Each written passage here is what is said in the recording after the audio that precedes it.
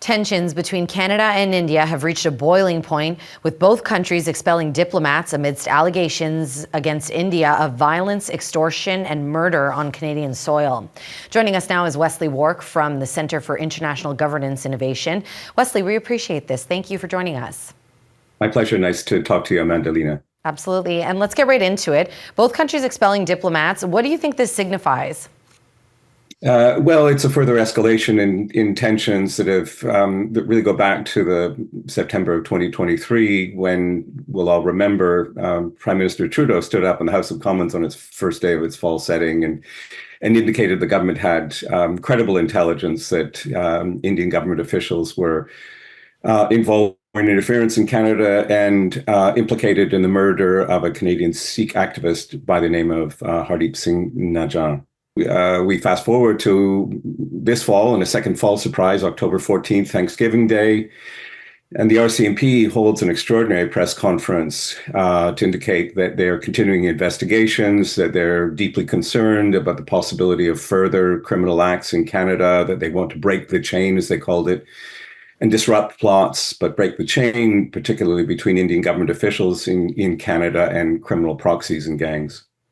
Okay, and in terms of the bilateral relations between these two countries, India is a big Canadian trading partner. How might this situation impact economic and people ties? Well, it makes people ties difficult, certainly. We haven't seen any, measures actually taken at the moment in terms of visa restrictions, travel warnings, and so on between the two countries. That could come. What we're locked into, as you'll know, at the moment is essentially a very heated diplomatic war of words. It could go, it could get worse than that, but it's really not in the interest of either country to allow that to happen. And I think really the ball is in New Delhi's court to try and figure out a way to, stop asserting its innocence in these matters, particularly in the light of a recent unsealed U.S. indictment that actually names an Indian government official for engaging in extrajudicial killing in the United States. So New Delhi is under a lot of pressure, and it's going to have to find a way. I think the onus is on it. It's going to have to find a way to signal to the international community that it is not going to continue these kinds of covert activities. Well, Canada has said it has shared information with India. Why do you think they're not acting on that? It's a difficult political dilemma for the Modi government, which has taken a pretty tough stance, which is very popular with its own public, a very tough stance in terms of defending India's interests globally and trying to put a stop, in particular, to what it sees as the terrorist activities of Sikh activists abroad, including in the United States and Canada, who are advocating for an independent Sikh homeland in the Punjab, something they call Khalistan.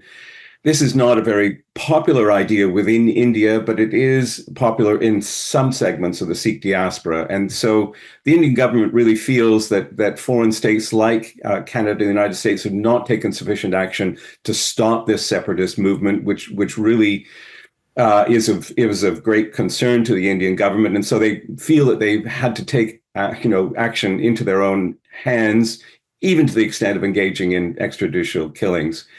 It's going to have to find a way to retreat from that stance while trying to build relations with Western countries and try to engage in kind of mutual efforts to stamp out extremist violence, if that exists in countries like Canada and the United States. Interesting to me, Amandalina, that in the RCMP press conference on October 14th, the RCMP commissioner actually said that Canada recognizes that there's a potential for extremist violence in Canada and is prepared to work with its counterpart, the Indian National Police, on those issues.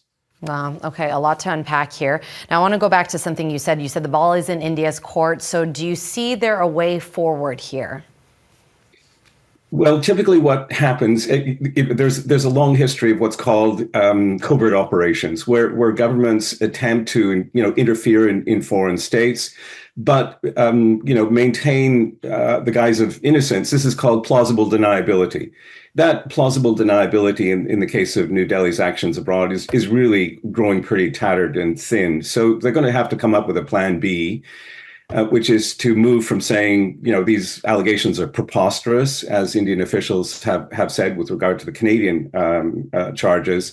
They're going to have to find some way to get themselves out of what I call this plausible deniability box. The usual way to do this for a government, it may sound a bit Machiavellian, is simply to say, oh, this was the action of a couple of rogue agents. We didn't, we didn't direct it. We don't approve of it, and we've taken, stern judicial measures against these rogue agents. That's the simplest out for the Modi government, but they haven't embraced it yet. They may be forced to.